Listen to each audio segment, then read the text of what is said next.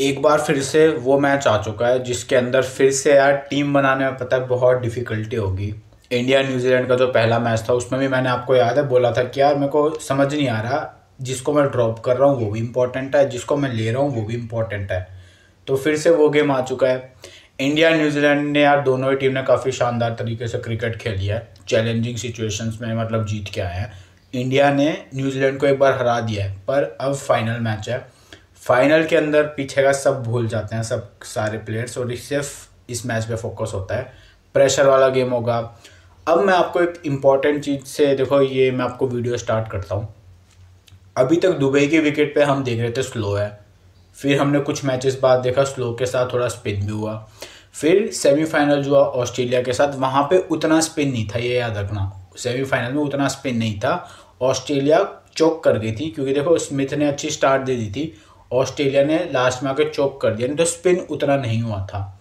यहाँ पे अगर स्पिन दे देती है, स्पिन विकेट बना देते हैं, तो इसका सीधा सीधा मतलब ये होगा कि इंडिया को फेवरेट इस मैच में सब कर रहे हैं। तो फिर ऐसे करने से अगर ऐसी विकेट बनी तो यार आसपास समझ रहे हो ना, क्योंकि बहुत लोग हैं जो फाइनल में नहीं पहुंचे, तो सब इंडिया के ऊपर हमला कर देंगे, बोलने वाला हमला कि आपने स्पिन विकेट के लिए आप बायस हो गए, समझ रहे हो। ताने मारेंगे कि यार आप तो पहले से ही होता है ना, फिक्स बोलेंगे सारे लोग कि नहीं स्पिन विकेट दे दी, स्पिन विकेट दे दी। तो मेरे अकॉर्डिंग मेरे को लगता है विकेट अच्छी विकेट होएगी। फ्लैट तो उतनी फ्लैट नहीं होगी जैसे हम लाहौर में देखते हैं ना, गद्दाफी स्टेडियम में देखते हैं, पर अच्छी विकेट होएगी। इसके अंदर स्पिन उतना नहीं होगा, तो ये मैच अब दोनों टीम्स के विन करने के लिए ओपन हो जाता है। अगर यहाँ पे स्पिन होता ना, मैं तब भी इंडिया फेवर करता कि हाँ इंडिया के ऊपर स्लाइट एडवांटेज है कि अच्छा खेले, 250 260 मारे, न्यूजीलैंड को संभाल लेंगे, या फिर न्यूजीलैंड ने भी 240-50 मारे तो इंडिया चेस कर सकती है। लेकिन अब ये मैच मेरे अकॉर्डिंग इक्वल सिचुएशन में चला गया है। ज़्यादा कोई पिच से एडवांटेज स्पिन का उतना नहीं मिलेगा इंडिया को, क्योंकि जो अभी तक इंडिया को मिल रहा था ना, न्यूजीलैंड को जैसे हराया था, वो एडवांटेज नहीं मिलेगा। तो अब ये पूरा एकदम बैलेंस मैच है। पर जिसने प्रेशर सिचुएशन के अंदर अच्छे से काउंटर कर लिया ना उस प्रेशर को, वो टीम में मैच जीतेगी। अब ये कौन टीम करेगी वो तो यार हम जब मैच देखेंगे ना तब पता चलेगा। पर पिच रिपोर्ट में अगर स्पिन विकेट होती है तो इंडिया फेवरेट है, एकदम बिना देखे इंडिया फेवरेट है। अगर नॉर्मल विकेट होती है, जो कि हाई मेरी एक्सपेक्टेशन है कि यार ये विकेट है ना नॉर्मल होगी, ज़्यादा इसके अंदर वो नहीं होने वाला, क्योंकि फिर आसपास के लोग हल्ला मचाने लग जाएंगे कि हो समझ रहे हो कि आपने तो पहले से प्लान कर रखा है कि इंडिया को जिताना है। तो मेरे को लग रहा है नॉर्मल विकेट होगी तो अच्छा मैच हमको देखने को मिलेगा। दोनों ही टीम के पास अच्छे अच्छे प्लेयर्स है, इक्वल प्लेयर्स है, किसी का भी मैन टू मैन मार्किंग में कोई भी ऐसी टीम नहीं है या कोई भी ऐसा प्लेयर नहीं है जो इन दोनों टीम्स के कंपैरिजन में हम किसी दूसरी टीम को खड़ी करें। तो ये सबसे स्ट्रॉन्गेस्ट टीम है पूरी चैंपियंस ट्रॉफी की जो आज खेलेंगी। और अब तो स्पिन भी नहीं हो रहा, तो इंडिया ने पिछला मैच न्यूजीलैंड को स्पिन के कारण हराया था, यहाँ पर उतना स्पिन मेरे को नहीं लगता होने वाला इस बार। तो इस बार बराबर का मैच होगा, देखने में मज़ा आएगा। तो देखो मैं सबसे पहले आपको मैचअप से स्टार्ट करता हूँ। मैं पेसर्स की बात करूँ ना, तो न्यूजीलैंड के ऑलमोस्ट सारे ही पेसर्स जो है ना, मैट हेनरी के अलावा सब फ्रेश है इंडिया के बैट्समैन के सामने। चाहे वो रूरकी हो जिसने बस एक टेस्ट मैच खेला था बेंगलोर वाली कंडीशन में, जहाँ पे थोड़ा सा स्विंग मूवमेंट मिल रही थी उसको, लेकिन यहाँ पे दुबई पे उतना नहीं मिलने वाला है। फिर काइल जेमिसन है जो हमेशा इंडिया के खिलाफ परफॉर्म करता है, लेकिन इस विकेट के ऊपर इसको उतना मूवमेंट नहीं मिलेगा। और इसके मैचअप ऐसे किसी के साथ भी इंपॉर्टेंट वाले नहीं है कि इसने किसी बैट्समैन को बहुत परेशान करा है, और इस कंडीशन में मेरे को लगता नहीं कि ज़्यादा विकेट इसको मिलने वाले हैं। रूर्क जो है ना, विलो रूर्क, उसके लिए भी मेरा सेम ऑप्शन है। रूर्की को भी ज़्यादा विकेट नहीं मिलने वाले इस कंडीशन के अंदर। पर एक बात का ध्यान रखना, रूर्की डेथ में भी बॉलिंग करता है, तो बॉलिंग फर्स्ट अगर रूर्की कर रहा है तो हो सकता है उसको, जैसे देखो मैट हेनरी ने पिछले मैच में इंडिया के खिलाफ बॉलिंग फर्स्ट करी, तो उसको 2 विकेट हम बोल सकते हैं कि नहीं यार उसको स्टार्टिंग वाले विकेट थोड़े से लक फेवरेट मिल गए थे। विराट कोहली का एक वो ग्लेन फिलिप्स ने मस्त कैच पकड़ा और गिल ने मुंह की बॉल को मिस कर दिया और वो एलबीडब्ल्यू हो गया। बाद में मैट हेनरी को 3 विकेट मिले थे डेथ के अंदर। तो रूरकी के लिए मेरा सेम वो रहेगा। अपनी स्किल्स के दम पे मुझे लगता नहीं कि है ना इसको विकेट मिलने वाले हैं इस पिच के ऊपर, लेकिन अगर ये डेथ में बॉलिंग करवा रहा है, बॉलिंग फर्स्ट करते हैं, तो वो किस्मत वाला कॉल यार, मिल भी सकते हैं नहीं भी मिल सकते हैं। तो किस्मत मेरे हाथ में नहीं है, मेरे हाथ में एनालिसिस करना है। मैचअप वाइज मेरे को कोई थ्रेट नहीं दिख रहा रूरकी का। न्यूजीलैंड का कोई भी बॉलर ऐसा नहीं है जिसको हम भरोसे के साथ अपनी टीम में ले सकें। बॉलिंग फर्स्ट में कोई अगर सेफ जा रहा है तो विल ओरुक तो एकदम ट्रम्प पिक होगा, जीएल का वाला पिक होगा विल ओरुक, अगर कोई बॉलिंग फर्स्ट के हिसाब से उसको ले रहा है ना, क्योंकि डेथ में बॉलिंग करवाने आएगा। तो अगर कोई ये सोच रहा है नहीं यार किस्मत थोड़ी मेहरबान हो जाएगी, इसको 3 विकेट डेथ में मिल जाएंगे, तो आप ट्राई कर सकते हो। पर जो सेफ जा रहे हो वो मैट हेनरी को बॉलिंग फर्स्ट करते हो अपनी टीम में, पक्का रखना। जीएल में ड्रॉप कर सकते हो कि यार जैसे मैट हेनरी को 3 विकेट डेथ में मिले और 2 विकेट उसको मिले थे, थोड़ा सा लक के ऊपर आप बोल सकते हो, थोड़ा सा लकी रहा वो। अगर ऐसा नहीं होता है तो मैट हेनरी फिर बॉलिंग से वेस्ट चला जाएगा ना। पर अगर आप स्मॉलली खेल रहे हो उस केस में आपके ओपोनेंट्स लेके आएंगे, हमारे जो भी ओपोनेंट्स होंगे ना वो लेके आएंगे मैट हेनरी को, तो बॉलिंग फर्स्ट में सेफ पिक है पर मस्ट पिक नहीं है। इंडिया की साइड से जैसे मैंने आपको बताया, जैसे स्क्रीनशॉट आपको दिख रहा होगा कि जो रोहित शर्मा है, अगर जैकब डफी मेरे को लगता नहीं खेलता है, पर अगर आप नए हो चैनल पे तो मैं आपको बता देता हूँ, जहां भी आपको ब्लू लाइन दिख रही है ना किसी बॉलर और किसी बैट्समैन के बीच में, उसका मतलब है कि इस बॉलर ने इस पर्टिकुलर बैट्समैन को थोड़ी थोड़ी परेशानी दी है। जो भी ऑरेंज लाइन है इसका मतलब कि इस बैट्समैन ने इस बॉलर को हाई स्ट्राइक रेट के साथ रन मारे हैं। जो भी पर्पल सर्कल है उसका मतलब कि ये जो प्लेयर है वो एकदम फ्रेश है, इसके ज़्यादा मैचअप अवेलेबल नहीं है। और जहां जहां मैंने पर्पल लाइन ड्रॉ करी है ना किसी बैट्समैन और किसी बॉलर के बीच में, उसका मतलब कि इन दोनों के बीच में एज सच कोई मैचअप अवेलेबल नहीं है। अब देखो आपको बहुत सारे जगह पे पता है ब्लैक सर्कल दिख रहे होंगे, ब्लैक ब्लैक सर्कल। अब इन ब्लैक सर्कल का मतलब क्या है, जो मैंने बहुत सोच समझ के बनाया। देखो ब्लैक सर्कल में जो भी प्लेयर्स है ना, ये वो प्लेयर्स हैं जो अगर सिंगल डबल करने वाली सिचुएशन हुई, उस सिचुएशन में भी मान लो बॉल थोड़ा फंस के आ रहा है, तो उस सिचुएशन में ये आराम से खेल सकते हैं। तो गिल यार हमको पता है सिंगल डबल करके खेल सकता है, विराट कोहली तो इतने सालों से खेलते आ रहे तो इनको भी ऐसा कोई दिक्कत नहीं है। श्रेयस अय्यर के ऊपर मैंने वो मार्क करा, क्या बोलते हैं, डबल लाइन मार्क करी है ब्लैक कलर से। इसका मतलब क्या है कि श्रेयस अय्यर सिंगल डबल करके भी खेल सकता है, और अगर अटैक करना हुआ ना किसी बॉलर को तो अटैक भी कर सकता है। इसको सूट करेगी न्यूजीलैंड की टीम, और इसने पहले कई बार न्यूजीलैंड के ऊपर रन्स बनाए, इसके मैचअप भी उतने बुरे वाले हैं नहीं। और जब तक इसकी बैटिंग आएगी तब तक जो भी बॉल स्विंग हो रही होगी ना वो भी बंद हो जाएगी, और स्पिनर्स को अच्छा है खेलता ही है। अक्षर पटेल भी सेम वो प्लेयर है कि यार जो सिंगल डबल करके हमको गेम चला के दे सकता है। जैसा हमने फर्स्ट गेम में देखा था ना, अक्षर पटेल ने, याद है, न्यूजीलैंड ने 3 विकेट निकाल दिए थे इंडिया के, रोहित गया फिर विराट का कैच पकड़ लिया, गिल को एलबीडब्ल्यू कर दिया। उसके बाद में अक्षर पटेल ने भी सिंगल डबल करके अय्यर के साथ पार्टनरशिप करी जो मैच विनिंग साबित हुई। पांड्या अटैक करके खेलता है, और जब तक पांड्या की बैटिंग आएगी ना अटैक ही करेगा। केएल राहुल वो प्लेयर है सिंगल डबल करके खेल सकता है। तो ब्लैक वाले जो भी प्लेयर है ना, ये वो प्लेयर्स हैं इंडिया की टीम में जो सिंगल डबल करके भी गेम को आगे लेके जा सकते हैं। अगर जो भी पिच है वो थोड़ी सी स्लो भी हुई ना तब भी ये खेल सकते हैं। तो ये तो देखो ओवरऑल था इंडिया वर्सेस न्यूजीलैंड के पेसर्स का मैचअप। ज़्यादा मैचअप अवेलेबल नहीं है, और जो कुछ भी अवेलेबल है उसके अंदर मुझे कुछ भी ऐसा नहीं दिखा जो हमें थोड़ा सा वो चिंता में डाल देना। अगर मान लो ऐसा होता है पिच के ऊपर घास छोड़ देते हैं, जो भी क्यूरेटर होगा ना जिंदा घास छोड़ देता है, या फिर वेदर थोड़ा सा क्लाउडी हो गया, तब न्यूजीलैंड के जो ओपनिंग स्पेल वाले बॉलर है ना, स्पेशली मैट हेनरी, ये थोड़ा डेडली हो जाएंगे। पर मैट हेनरी बॉलिंग फर्स्ट में सेफ पिक है, हमारे ओपोनेंट लेके आएंगे। पर जीएल में आपको चांस लेना है, थोड़ा सा अलग जा रहा है तो आप ड्रॉप कर सकते हो बॉलिंग फर्स्ट में भी। बॉलिंग सेकंड में मेरे को कोई गारंटी नहीं है किसी भी न्यूजीलैंड के फास्ट बॉलर के ऊपर, मैं नहीं लेने वाला। लेकिन बॉलिंग फर्स्ट में ट्राई करना तो मैट हेनरी ट्राइबल ऑप्शन है। अब देखो ये तो थे इंडिया के और न्यूजीलैंड के पेसर्स के मैचअप। अब हम चलते हैं इंडिया वर्सेस न्यूजीलैंड के स्पिनर्स के मैचअप। तो देखो आपको जो स्क्रीनशॉट दिख रहा है ना, इसके अंदर एक भी ऐसा बॉलर नहीं है जिसने इंडिया के किसी भी बैट्समैन को ट्रबल कराओ अपनी स्पिन की बदौलत। Rachin Ravindra Santner left arm Orthodox है, इंडिया बहुत अच्छा खेलती है लेफ्ट आर्म ऑर्थोडॉक्स को। सेंटनर को पूरे मैच में 1 विकेट मिला था, वो भी केएल राहुल का मिला था, थोड़ा सा जब डेथ ओवर्स आ गए थे ना तब मिला था। तो समझ में आया, एक भी ऐसा बॉलर नहीं है न्यूजीलैंड की स्पिन अटैक में जो इंडिया के किसी भी बैट्समैन को ट्रबल कर रहा हो। एक हार्दिक पांड्या है, जैसा आपको ब्लू लाइन दिख रही होगी ना, जिसने पास्ट में 2017-18 के टाइम पे सेंटनर को काफ़ी विकेट दिए थे ओडीआई फॉर्मेट में, और ये डेथ के ओवर्स नहीं थे। मतलब हार्दिक पांड्या की ठीक बैटिंग आ गई थी तब भी इसने विकेट दिए थे सेंटनर को। लेकिन 2018-19 के बाद से इसने जब भी सेंटनर को खेला ना, इसने उतने विकेट नहीं दिए। देखो हम सबको पता है हार्दिक पांड्या 2017 के टाइम पे बहुत अग्रेसिव था भाई, शादाब खान को छक्के वक्के याद है चैंपियंस ट्रॉफी वाले, तो वहाँ पे पांड्या का रोल यही था, वो खेलता भी ऐसे ही था छक्के वक्के मार के। लेकिन सेंटनर ने इसको खामोश रखा है, खामोश का मतलब समझ गए, ज़्यादा छक्के वक्के मारने नहीं दिए। तो जब भी हार्दिक पांड्या 17-18 के टाइम पे छक्के मारने जाता था जबरदस्ती वाले तो आउट हो जाता था। पर अब हार्दिक पांड्या सिंगल डबल करके भी खेलने बहुत अच्छे से उनको आता है। तो सेंटनर को मेरे को लगता नहीं इतना आसानी से वो विकेट देने वाले हैं। अगर ऐसा होता है कि एकदम आखिरी के ओवर्स चल रहे 46 47 ओवर, वहाँ पे सेंटनर आगे बॉलिंग करवाने पांड्या के सामने, तब तो पांड्या को अटैक करना पड़ेगा, क्योंकि पांड्या नेचुरली जो लेफ्ट आर्म स्पिनर होते हैं ना उनको डिफेंसिवली खेलता है, लेकिन सेंटनर अगर उस फेस में आए तो विकेट निकाल सकता है। तो ब्लू लाइन का मतलब केवल यही है कि यार एक तो पास्ट में थोड़ा बहुत दिक्कतें दी थी, पर वो पास्ट था, वहाँ पे पांड्या का खेलने का स्टाइल अलग था, लेकिन अब मेरे को लगता नहीं उतना बड़ा कोई मेजर इशू है। लेकिन फिर भी मैंने ब्लू लाइन ड्रॉ कर दी कि यार कभी डेथ में अगर आ गया ना सेंटनर पांड्या के सामने तो कुछ हो सकता है। तो ओवरऑल देखो इंडिया के मैचअप्स में हमने क्या समझा, न्यूजीलैंड के तो किसी भी स्पिनर से इंडिया के किसी भी बैट्समैन को दिक्कत नहीं है, न्यूजीलैंड के किसी भी पेसर से इंडिया के किसी भी बैट्समैन को कोई मेजर दिक्कत नहीं है। तो अगर मैं बोलूँ ना कि मैचअप वाइज इंडिया देखो कितनी एडवांटेज में, क्या किसी बैट्समैन को किसी बॉलर से कोई दिक्कत नहीं है। पांड्या को एक सेंटनर से छोटी मोटी दिक्कत पास्ट में थी, अभी वो थोड़ा डिफेंसिवली सेंटनर को खेलता है। तो ओवरऑल इंडिया के मैचअप काफ़ी स्ट्रॉन्ग है। तो अगर ये बैटिंग ट्रैक होता है तब भी इंडिया इस मैच में फेवर होगी मैचअप के कारण, और अगर ये थोड़ा सा स्पिन वाला ट्रैक होता है, क्या पता स्पिनिंग ट्रैक दे देना, तब भी इंडिया के ठीक ठाक मैचअप है कि हाँ रन्स बना सकते हैं।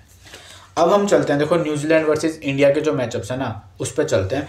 तो न्यूजीलैंड के बैट्समैन में देखो William, Conway, Mitchell, Rachin Ravindra. भाई देखो जो कॉनवे है ना अभी तक बेंच पे बैठा हुआ है, पर इंपॉर्टेंट गेम है, इंडिया के खिलाफ रन्स भी करता है, और विलियन का इतना अच्छा फॉर्म चल भी नहीं रहा है बैट से, तो हो सकता है कॉनवे को डाल दें विलियन की जगह पे अगर ऐसा होता है। पर अगर कॉनवे फिर से भारी है, उसको नहीं खिला रहे, तो फिर विलियन की ओपनिंग करेगा। तो मैंने सारे बैट्समैन लिख दिए हैं कि क्या पता कब वो कौन आ जाए, तो हमको एक हमारी प्रिपरेशन अच्छी होनी चाहिए। तो देखो सबसे पहले मैं विलियन से स्टार्ट करता हूँ ना, तो इसने ज़्यादा किसी भी बॉलर को नहीं खेला इंडिया के, चाहे वो मोहम्मद शमी हो, चाहे वो हर्षित राणा हो, चाहे वो हार्दिक पांड्या हो, चाहे वो हर्षदीप सिंह हो, ज़्यादा किसी को नहीं खेला, तो इसके मैचअप एज सच अवेलेबल नहीं है। आपको जो स्क्रीनशॉट पे दिख रहा है ना, जो भी ब्लैक सर्कल है, ब्लैक सर्कल जहाँ पे भी मैंने ड्रॉ करे, इसका मतलब ये वो बैट्समैन है जो अगर सिंगल डबल करके खेलने का टाइम आया ना तब भी आराम से खेल सकते हैं, यानी इनकी नेचुरल एबिलिटी में आता है कि सिंगल डबल करके भी हम गेम को चला सकते हैं। फिर अगर स्लो ट्रैक हुआ तब तो फिर ये और अच्छे पिक्स हो जाएंगे ना, कि हमको मान लो कोई ऐसा बैट्समैन चाहिए जो सिंगल डबल करके अपना गेम चलाए, तो ये वो बैट्समैन है। विलियन के ज़्यादा मैचअप अवेलेबल नहीं है, और हालिया फॉर्म अगर मैं 2-3 मैचेस की बात करूँ तो यार विकेट दे रहा है, जल्दी विकेट दे रहा है। उसके बाद में देखो कॉनवे आएगा। कॉनवे का हमेशा से एक थ्रेट रहता है, वो है मोहम्मद शमी का। ये 3 से 4 बॉलों का ही होता है। अगर मोहम्मद शमी की इसने 4-5 बॉलें निकाल दी स्टार्टिंग की तो फिर हो सकता है खेल जाए। पर जितनी बार भी कॉनवे ने मोहम्मद शमी का अपना सामना करा ना, हमेशा मोहम्मद शमी ने इसको 3 से 4 बार आउट कर दिया है। 1-2 बार ऐसा हुआ है कि निकाल गया मोहम्मद शमी को या रन्स मार दिए, पर हाँ 3-4 बार ऐसा हुआ है कि पहली दूसरी तीसरी बॉल पे आउट कर दिया है शमी ने कॉनवे को। कॉनवे अगर खेलता है तो देखो स्मॉल लीग टीम में लेकर जाना है, क्योंकि मैचअप इसके किसी भी स्पिनर या फिर किसी भी बॉलर के खिलाफ कोई गंदे वाला नहीं है। अगर मैं मोहम्मद शमी को थोड़ा साइड कर दूं, स्मॉल लीग की टीम में कॉनवे को पक्का लेना है, क्योंकि अगर कॉनवे खेलता है तो हमारे जो ओपोनेंट्स होंगे ना इतने बड़े मैच के अंदर कॉनवे को ही ड्रॉप करेंगे। उनको कोई प्लेयर तो चाहिए होगा ना जिसको वो ड्रॉप करें, तो वो यही सोचेंगे यार कॉनवे का सिलेक्शन इतना कम है तो इसको ड्रॉप कर दो।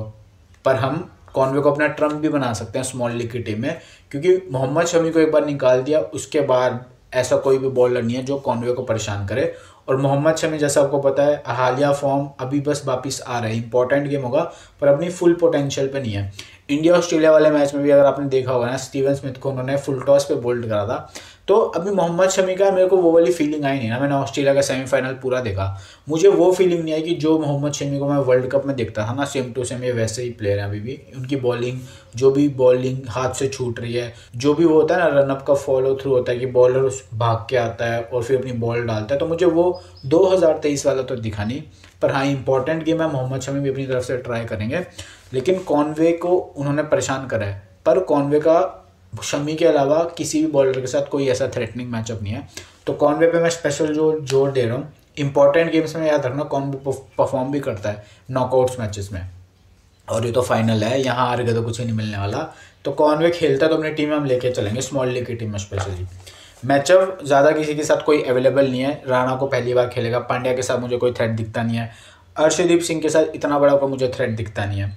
अब देखो डेरियल मिचेल का भी ये जो शमी है ना इसके साथ थोड़ा सा मैचअप है, ये डेथ वाला मैचअप है कि जब शमी के सामने डेरियल मिचेल आया ना, शमी ने डेरियल मिचेल को आउट कर दिया, पर most of the time death में आउट करा है। यानी डेरियल मिचेल ने शमी की 25-30 बॉलें खेली, रन्स बनाए, ऐसा नहीं है रन्स नहीं स्कोर करा, चौके छक्के भी मारा है, सिंगल डबल भी ले रहा है, पर जो वो ओवर्स होते हैं ना, डेथ वाले ओवर्स 45 से 50 वाले, वहाँ तक जब भी डेरियल मिचेल चला गया, यानी 40 ओवर के बाद जब भी शमी बॉलिंग करवाने आया मिचेल के सामने, तो फिर वो शमी को अटैक करने जाता है, अटैक भी करता है, अपना विकेट भी दे देता है। तो इसलिए शमी और डेरियल मिचेल के साथ भी मैंने ब्लू लाइन ड्रॉ करी कि यार डेथ में आउट कर सकता है। आप जो देख भी सकते हो, मैंने डेथ भी लिखा है साइड में ब्लू लाइन के, यार जो डेथ ओवर्स होते हैं ना वहाँ पे प्रॉब्लम है। 30 से 35 ओवर के बीच में मान लो शमी आ रहा है तो आराम से निकाल देगा डेरियल मिचेल, और बाकी किसी बॉलर के साथ ऐसा कोई दिक्कत नहीं है। और भाई अर्शदीप सिंह को तो बहुत मतलब पिटाई करी है डेरियल मिचेल ने। और आपको एक चीज़ और बता देता हूँ, देखो अगर ये जो ट्रैक है ना स्पिन वाला नहीं हुआ ना, जो कि हाई चांसेस है ये स्पिन वाला उतना ना हो, तो फिर इंडिया किसी एक स्पिनर को कम करके हर्षित राणा को खिला सकती है। और हाई चांसेस है हर्षित राणा और अर्शदीप सिंह में हर्षित राणा ही खेले, क्योंकि अर्शदीप सिंह को एक मैच नहीं खिलाया और इंडिया प्रीफर हर्षित राणा को ही कर रही है इंपॉर्टेंट गेम्स के अंदर। को पाकिस्तान वाले गेम में खिलाया, तो फर्स्ट गेम भी हर्षित राणा के साथ स्टार्ट करा, और इस विकेट के ऊपर हर्षित राणा शूट करेगा। तो अगर हर्षित राणा खेल रहा है ना तो भाई हमारा ट्रम्प पिक हो सकता है, क्योंकि ये स्लोअर बॉल काफ़ी अच्छी डालता है। तो विकेट्स अगर शमी को नहीं मिले, जो रिदम में भी उतना नहीं है, तो हर्षित राणा डेफिनेटली विकेट निकाल के जाने वाला है।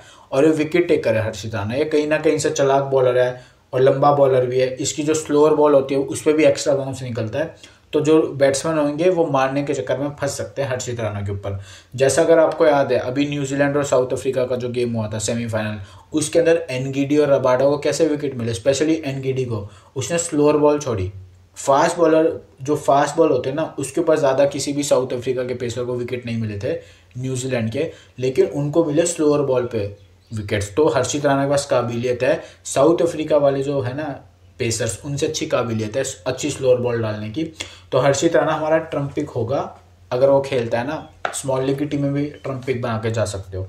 और न्यूजीलैंड के यार ऐसा जो भी बैट्समैन है ना उनका ऐसा कोई मेजर थ्रेट किसी भी इंडियन जो बॉलर है ना उनके साथ कोई भी ज़्यादा मैचअप अवेलेबल नहीं है। शमी के अलावा सारे ही बॉलर एकदम फ्रेश है या सबको ठीक खेला है, जैसे पांड्या को ठीक खेला है, हर्षित राणा फ्रेश है, अर्शदीप सिंह को कुछ बैट्समैन ने खेला है कुछ ने नहीं खेला है, और मेरे हाई चांसेस है अर्शदीप सिंह खेले भी नए मैच। तो हम देखो शमी के मैचअप पे वापिस आते हैं, ध्यान से देखना। अगर जैसे मैंने आपको बताया कॉनवे को थोड़ा थ्रेटनिंग मैचअप है कॉनवे के साथ, तो मैंने रेड लाइन ड्रॉ करी है। रेड लाइन का मतलब यार थोड़ा दिक्कत, बड़ी वाली दिक्कत है, पर स्मॉल लीग टीम में कॉनवे हमारा ट्रम्प भी हो सकता है क्योंकि शमी उतने रिदम में नहीं है। उसके बाद मैं डेरियल मिचेल के साथ डेथ का मैचअप किया, जब डेथ में आमना सामना हुआ है शमी और डेरियल मिचेल का। डेरियल मिचेल ने रन्स मारे हैं 130 इंडिया पे मारे हैं, लेकिन डेथ में जब भी बैटिंग जाती है तो डेरियल मिचेल शमी को अपना विकेट दे देते हैं। उसके बाद में रचिन रविंद्र को भी शमी ने आउट करा है, लेकिन मैचअप बहुत कम अवेलेबल है, तो हम ये नहीं बोल सकते हर बार यही होगा, पर जितना मैचअप अवेलेबल है उस बेस पे रचिन रविंद्र को शमी ने आउट करा है, इसलिए मैंने ब्लू लाइन ड्रॉ करी और लेस भी लिखा है, याद रखना। और रचिन रविंद्र बॉलिंग भी करवा सकता है इस मैच के अंदर क्योंकि सामने राइट हैंडर्स ज़्यादा है। तो रचिन रविंद्र इंपॉर्टेंट प्लेयर है, शमी उतने बड़े ज़्यादा फॉर्म में है नहीं, ये विकेट्स पेसर्स के लिए उतना कुछ प्रोवाइड कर नहीं रही है, तो रचिन रविंद्र भी एक इंपॉर्टेंट प्लेयर हो सकता है। उसके बाद में देखो जो केन विलियमसन है, केन विलियमसन और शमी का मैचअप थोड़ा सा मेरे को अच्छा लगा। केन विलियमसन को शमी ने T20 फॉर्मेट में काफ़ी बार आउट करा है, मिडल ओवर्स के अंदर या फिर स्टार्टिंग में ही, लेकिन ODI के अंदर शमी को बहुत डिफेंसिवली केन विलियमसन ने खेला है, विकेट भी दिया है, यानी 10 से 12 बार खेला है ना तो 3 से 4 बार विकेट दिया है, पर T20I के कंपैरेटिवली काफ़ी अच्छा खेला है केन विलियमसन ने मोहम्मद शमी को ODI फॉर्मेट में। तो हमको ये देखना पड़ेगा कि जब फाइनल स्टार्ट होगा तो शमी और केन विलियमसन एक दूसरे के साथ कैसा आमना सामना करेंगे। शमी जो कि उतने फॉर्म में होता है ना, उतने रिदम में नहीं है, केन विलियमसन जो भाई धड़ाधड़ रन्स बनाता हुआ आ रहा है, तो अच्छा होगा ये हमारे लिए मैचअप देखना। पर ODI फॉर्मेट में केन विलियमसन ने शमी को डिफेंसिवली निकाल दिया है, पर मैंने फिर भी ब्लू लाइन ड्रॉ करी है कि जब भी यार अपनी टीम बना रहे हो ना तो आपके अंदर कहीं ना कहीं चल रहा हो क्या, चलो क्या पता केन विलियमसन आज के मैच का CVC ना बने, क्या पता शमी निकाल दे केन विलियमसन को 30-40 रन के आसपास, पर शमी उतने रिदम में नहीं है, केन विलियमसन फटाफट रन्स बना रहा है, तो इसलिए मैंने ब्लू लाइन ड्रॉ करी है। याद रखना शमी के मैचअप्स हैं न्यूजीलैंड के सारे ही जो भी बैट्समैन है ना उनके साथ कुछ ना कुछ है। जैसे देखो ग्लेन फिलिप्स को, जो ये मोहम्मद शमी है, इन्होंने बहुत रोक के रखा है, नहीं ज़्यादा रन्स बनाने नहीं दिया ग्लेन फिलिप्स को। उसके बाद में टॉम लेथम को भी बहुत रोक के रखा है शमी ने। तो जहाँ जहाँ आपको वो वाली लाइन दिख रही है ना, ब्राउन लाइन का मतलब कि इस बॉलर ने इस बैट्समैन को बहुत रोक के रखा है, ज़्यादा शॉट्स नहीं मारने दिए, यानी डॉट बॉल ज़्यादा खिलाई है। और डेथ में अगर कोई बॉलर डॉट बॉल ज़्यादा खिला रहा है, इसका मतलब जो भी बैट्समैन है उसको दिक्कत आ रही है उसको हिट करने में, तो इसलिए मैंने ब्राउन लाइन ड्रॉ करी है। बाकी जो भी बॉलर्स हैं उनका जैसा मैंने बताया ज़्यादा मैचअप अवेलेबल नहीं है।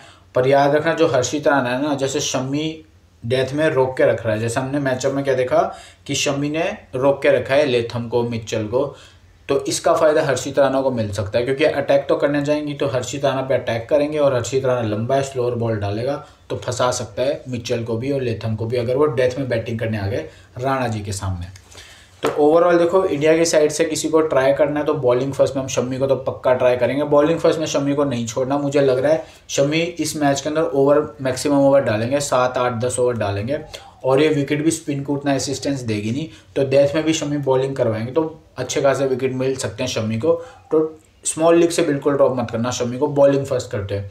बॉलिंग सेकंड में अगर आपको लगता है ना कि यार जो स्टार्टिंग के 4-5 ओवर होते हैं ना शम्मी के, अगर वहाँ से न्यूजीलैंड झेल गई शम्मी को और जो इंडिया के स्पिनर्स है उसके ऊपर न्यूजीलैंड फंस गई, यानी 40 ओवर तक न्यूजीलैंड पैक हो जाती है या फिर ऑलमोस्ट न्यूजीलैंड मैच से बाहर हो जाती है, तब आप शमी को बॉलिंग सेकंड में ड्रॉप कर सकते हो ये सोच के कि यार स्पिनर्स को ज़्यादा विकेट मिल जाएंगे और जब तक डेथ वाले बैट्समैन की बैटिंग आएगी यानी बॉलर्स की जब तक बैटिंग आएगी तब तक शमी की जगह पे स्पिनर्स विकेट ले लेंगे, like Varun Chakravarthy, like Jadeja, like अक्षर पटेल, ये विकेट्स ले लेंगे, शमी के लिए उतना कुछ बचेगा नहीं। पर अगर आपको लगता है नहीं शम्मी यार कंट्रीब्यूट करेंगे बॉलिंग सेकंड के अंदर, तो फिर आज देखो matchup wise Shami bowling first में मस्ट पिक है, बॉलिंग सेकंड में भी ले सकते हो सेफ पिक के तौर पे। पर जीएल में पता है ना कुछ अलग ट्राई करना होता है कभी कभी, तो आप ड्रॉप करके किसी स्पिनर को ले सकते हो इंडिया के जीएल के अंदर, बॉलिंग सेकंड करते हो। अब हम एक बार फटाफट देख लेते हैं इंडिया के जो स्पिनर्स हैं ना उनका एकदम समझ लेते हैं मैचअप। तो देखो इंडिया के जडेजा और अक्षर पटेल ये दो ऐसे बॉलर्स हैं, इनके ज़्यादा कोई भी किसी भी न्यूजीलैंड के बैट्समैन को इनसे कोई दिक्कत ज़्यादा नहीं है।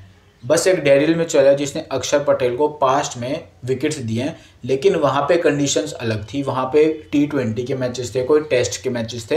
ये बस मैंने इसलिए लाइन ड्रॉ करी है ब्लू वाली ताकि हमको पता रहे कि यार अक्षर पटेल ने पीछे आउट करा है पर गारंटी कोई भी नहीं है, ठीक है याद रखना। तो मेरे अकॉर्डिंग तो यही है, इंडिया के लेफ्ट आर्म जो स्पिनर है ना, अगर विकेट पे स्पिन नहीं हो रही है बॉल तो न्यूजीलैंड के सेंटर तक मैं आई थिंक लेके जा सकता हूँ कि यार वहाँ तक किसी भी बैट्समैन को लेफ्ट आर्म स्पिनर से उतनी बड़ी दिक्कत नहीं है। हो सकता है प्रेशर के कारण इन दोनों में से किसी को एक एक विकेट मिल जाए, पर अपनी होता है ना स्किल्स के दम पे अगर विकेट स्पिन नहीं हो रही है तो फिर न्यूजीलैंड के सारे बैट्समैन खेल जाएंगे इन दोनों को।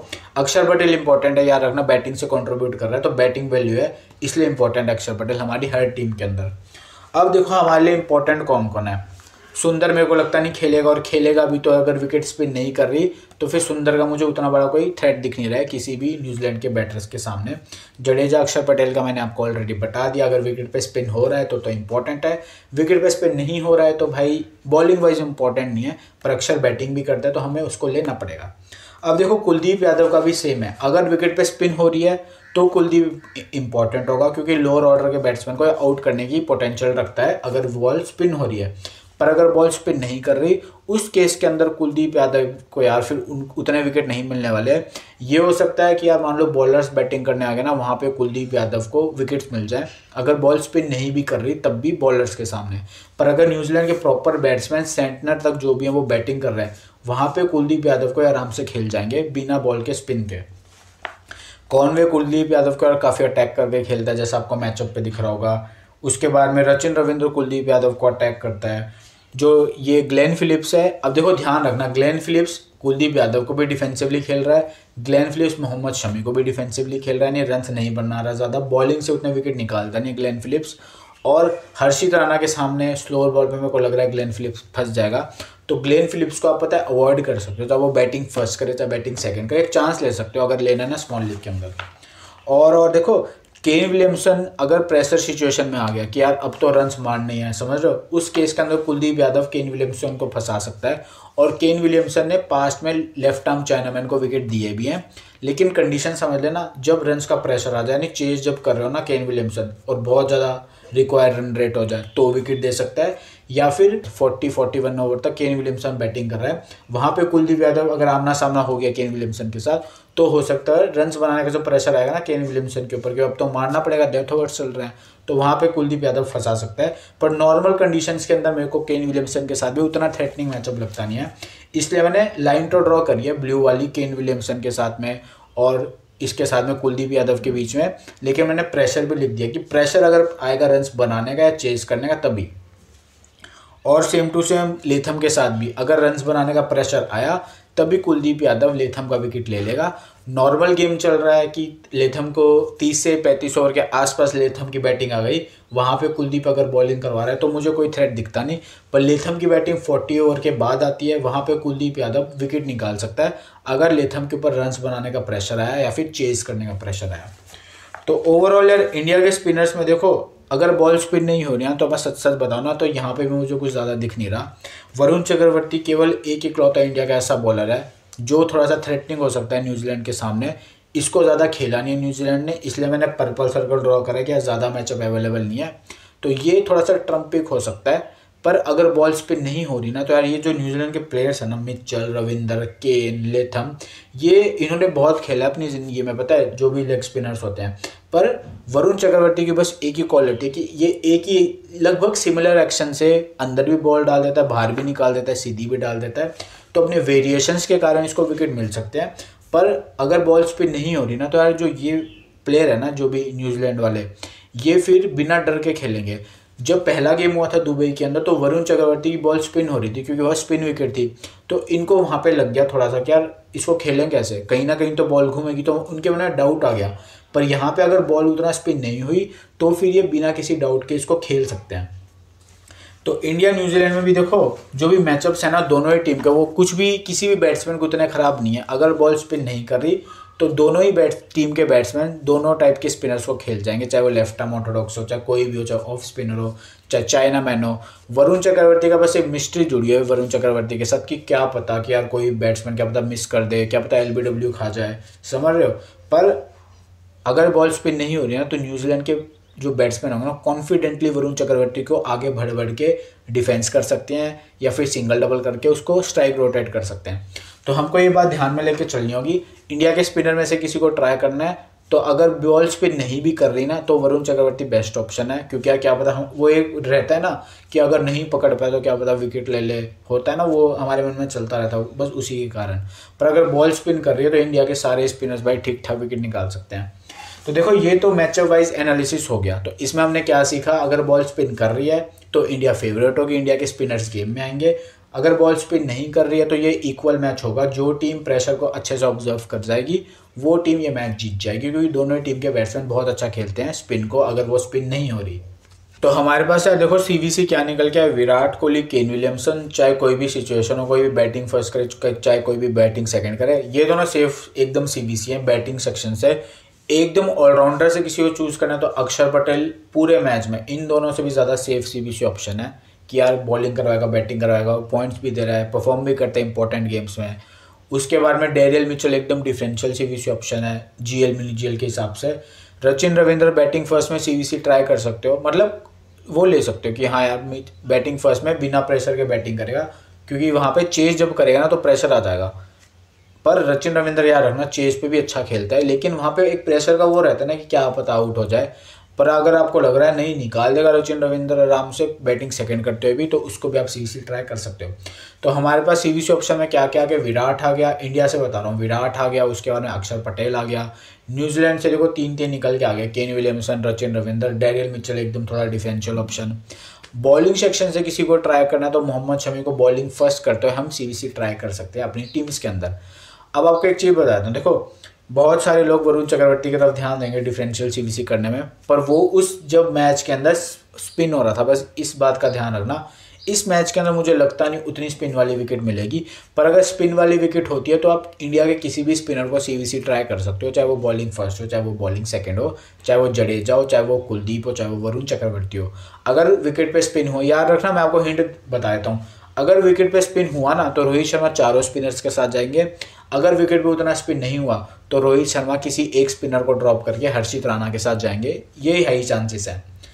तो अब मैं देखो आपसे बेस टीम की बात करता हूँ। देखो मेरी बेस टीम में फिलहाल के लिए मैं न्यूजीलैंड के 3 से 4 प्लेयर ही एडजस्ट कर पा रहा हूँ, जैसे केन विलियमसन हो गया, डेरियल मिचेल हो गया, सचिन रविंद्र हो गया। कॉनवे अगर खेलते तो मैं अपनी टीम में तो यार लेके जाने वाला हूँ, कॉनवे अच्छा प्लेयर है, इंपॉर्टेंट गेम्स में परफॉर्म करता है। शम्मी के साथ मैचअप है, पर स्मॉल लीग में हमारे ओपोनेंट भी जो स्मार्ट ओपोनेंट होंगे ना, वो भी यार कॉनवे को ट्रम्प बना के लाएंगे, तो अगर चल गया ना तो फिर भारी नुकसान हो सकता है क्योंकि लंबा खेलता है।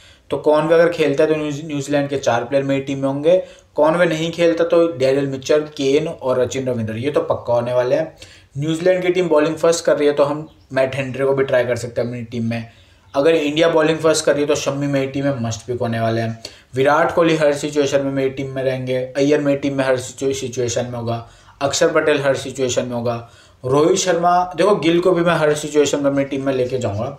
रोहित शर्मा के साथ एक वो रहेगा कि यार अगर रोहित शर्मा ने 30 से 35 रन भी ज़्यादा बना दिया ना तेज़ बना दिए, तो रोहित शर्मा के पॉइंट 60 से 65 हो जाएंगे। तो ये किसी भी बॉलर से एटलीस्ट ज़्यादा पॉइंट दे देंगे अगर इन्होंने 30 से 35 रन ज़्यादा बना दिए। तो रोहित शर्मा के ऊपर डाउट रहेगा। पिच के अकॉर्डिंग मैं डिसीजन लूंगा रोहित शर्मा को लेने का। मेरे अकॉर्डिंग पिच पर उतना स्पिन नहीं होने वाला, तो उस केस में मैं रोहित शर्मा को पक्का अपनी टीम में लेके जाने वाला हूँ।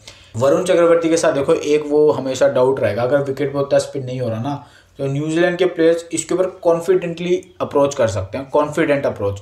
उस केस में हाई चांसेस है उतने विकेट ना मिले। और अगर आप किसी ऐसे ऐप पे खेल रहे हो जहाँ पे बाउंड्री बोनस बहुत ज़्यादा है, उस केस में वरुण चक्रवर्ती ने अगर केवल 2 विकेट भी लिए ना, तब भी हो सकता है वो ड्रीम टीम का पार्ट ना बने। तो उस केस के अंदर आप चक्रवर्ती को ड्रॉप करने का रिस्क ले सकते हो। लेकिन हाँ, स्मॉल लीग टीम में सेफ पिक है चक्रवर्ती, अगर किसी को सेफ जाना है। पर मेरे लिए गिल मेरी टीम में मस्ट पिक होगा। कोहली, अय्यर, अक्षर Patel, Kane Williamson, Daryl Mitchell, Sachin Ravindra, ये मेरी टीम में मस्ट पिक होंगे। बाकी जो भी प्लेयर्स है वो प्रॉपर सिचुएशन का ऊपर कॉल है, चाहे वो लेथम हो, फिर चाहे वो मैट हेनरी हो, चाहे वो मोहम्मद शमी हो। अब इंडिया कुलदीप यादव और वरुण चक्रवर्ती के साथ, दोनों के साथ जा रही है। अगर स्पिन ट्रैक है तो मैं स्पिनर्स को अपनी टीम में लेके जाऊंगा। अगर उतना बड़ा ज़्यादा स्पिन ट्रैक नहीं है, फिर मैं देखना पड़ेगा ना कौन कहाँ बॉलिंग करवाएगा। क्योंकि जब वो होते हैं ना 4 स्पिनर्स की जगह 3 स्पिनर्स या 2 स्पिनर्स के साथ अगर इंडिया खेलेगी, तो ओवर डिस्ट्रीब्यूशन देखना पड़ेगा किसको कहाँ ओवर मिलने वाले हैं, हाई चांसेस किसके हैं। तो ये सारी बातें यार मैं आपको टेलीग्राम पर बता दूंगा, तो आप टेलीग्राम से ज्वाइन रहना। जो भी नहीं हो ना, टेलीग्राम ज्वाइन कर लेना। हम वहाँ पे टेलीग्राम लाइव भी करते हैं, अब तो यूट्यूब लाइव भी चालू हो गई है। तो आप सबका ऑल द बेस्ट इस मैच के लिए। आप सब में से जिसने भी मेरी वीडियो अभी तक देखी, तो यार आप सबको बहुत बड़ा थैंक यू और बाय बाय।